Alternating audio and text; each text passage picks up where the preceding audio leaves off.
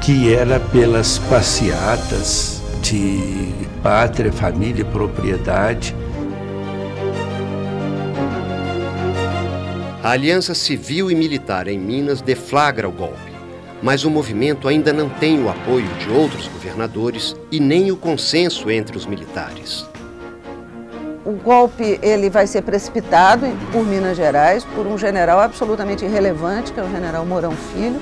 E o coração mesmo, o cérebro militar, é um grupo que está no Rio de Janeiro, onde está o general Castelo Branco, onde está o general Golbery Couto Silva, onde está o general Geisel, que é o que a gente poderia chamar do setor mais alinhado com os empresários e do setor que tem uma proposta de um projeto de modernização conservadora para o país. Começando a acompanhar o que sucedia no país, nós ainda esperávamos uma reação no Rio Grande do Sul.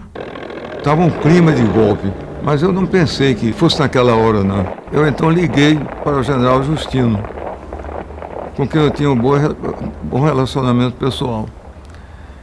E perguntei a ele o que é que havia, 1h da manhã. Ele disse, não, está havendo um movimento revolucionário, as tropas do general Mourão estão caminhando para o Rio de Janeiro, mas eu, comandante do 4º Exército, estou firme com a legalidade, defendendo o governo do presidente João Goulart. No outro dia de manhã, 8h da manhã, eu fui para o Palácio do Governo. Quando cheguei lá, minutos depois, saiu a notícia no rádio da adesão do general Justino. Tudo aquilo que se pensava sobre a resistência do tal esquema militar do Jango veio abaixo, nacionalmente. Mas a preocupação era de como resistir. Então eu ainda fui à Câmara e pronunciei, levei escrito um discurso, pronunciei num pinga-fogo um discurso, denunciando o golpe, né? Mas aí já havia ordem de prisão contra mim. Queriam 2 cabeças imediatas em Brasília, a minha e a do deputado Francisco Julião, que era o homem das ligas camponesas. O Congresso continua funcionando, mas no dia 9 de abril, o comando das forças revolucionárias assume a direção política do país, baixa o ato institucional número 1 e abre o caminho para a cassação de mandatos parlamentares e suspensão de direitos políticos.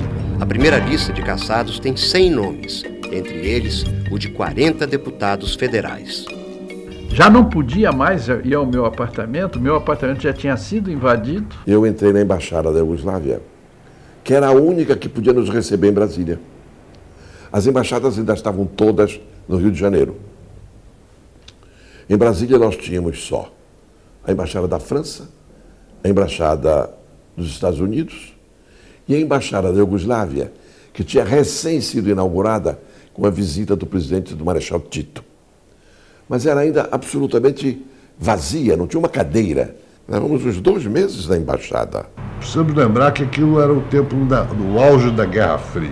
A Guerra Fria ela dissemina uma imagem do comunismo e cria uma histeria anticomunista muito forte. O golpe ele é tramado nacionalmente, digamos assim. São militares, são empresários que estão articulando com o apoio norte-americano. Havia uma operação de navios que estavam já na costa do Espírito Santo, com marinhos, com equipamento, com munição, com combustíveis, para intervir. É a Operação Brother Sun, que é uma operação de guerra, com um deslocamento de parte da Marinha Americana para o Brasil. Como o João Goulart caiu sem dar um tiro, não foi necessária a intervenção militar americana.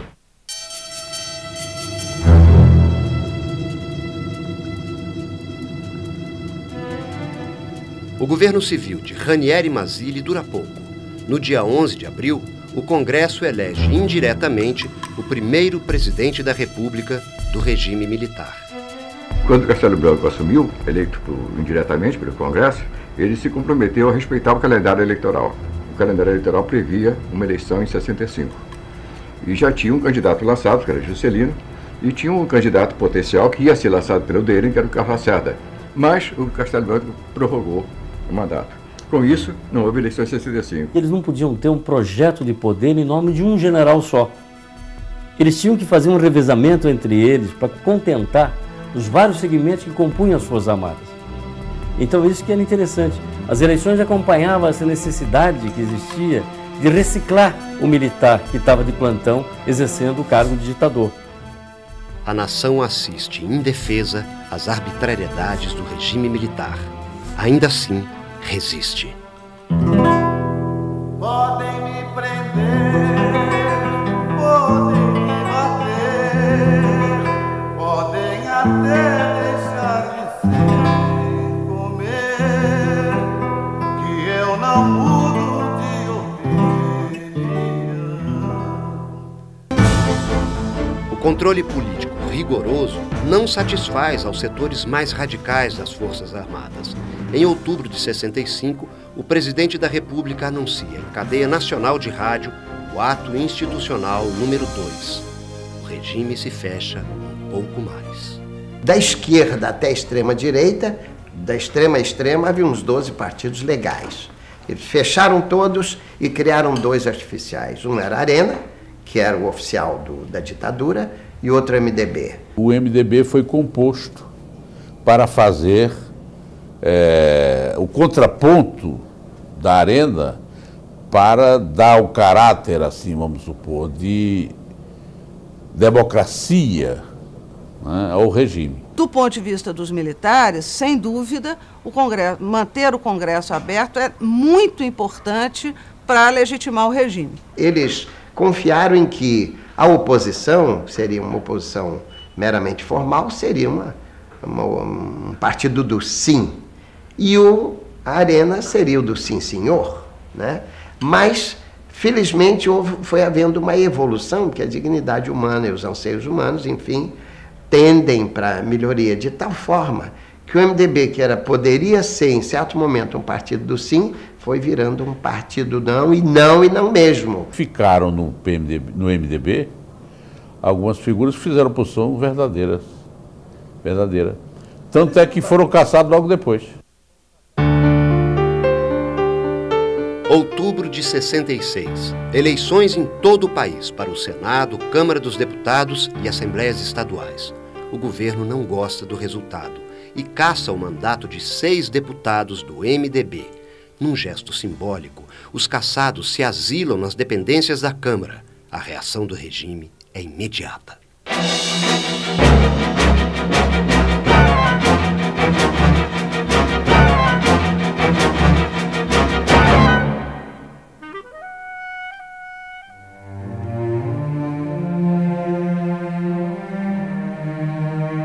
O povo brasileiro não pode escolher o presidente da República. A eleição para governadores e prefeitos de capitais também é indireta. O regime monta um esquema de vigilância cerrada. Todo mundo é suspeito. Quem não se submete às regras é duramente perseguido. O governo ignora direitos e garantias constitucionais. No parlamento, vozes se levantam para denunciar arbitrariedades e torturas. O Congresso é fechado de novo. Dessa vez por quase um ano. Os militares, em meados de 68, já haviam decidido dar o golpe e acabar com todas as garantias constitucionais e democráticas que ainda existiam no país. E estavam procurando um pretexto. E eu fiz um discurso fazendo um apelo que as mulheres dos militares que estavam violentando a jovem população brasileira se recusassem a eles até que eles restaurassem a democracia. E também dizendo que o Exército Nacional se havia transformado num valha-couto de torturadores. Eles argumentaram que era um discurso ofensivo às Forças Armadas e pediram ao Congresso Nacional, os 3 ministros militares, que me dessem licença para que me processassem pela justiça militar. Ou seja, cassassem meu mandato e me prendessem. Em dezembro de 68, eu escutei no rádio aquela voz desagradável do Costa e Silva, que eu conhecia ele muito bem, que foi no Conselho Universitário. Nunca tive respeito por ele, porque ele não se dava ao respeito. E eu assisti o Costa e Silva dizendo pelo rádio, lendo o AI-5. Foi o segundo golpe. O executivo era o centro da ditadura.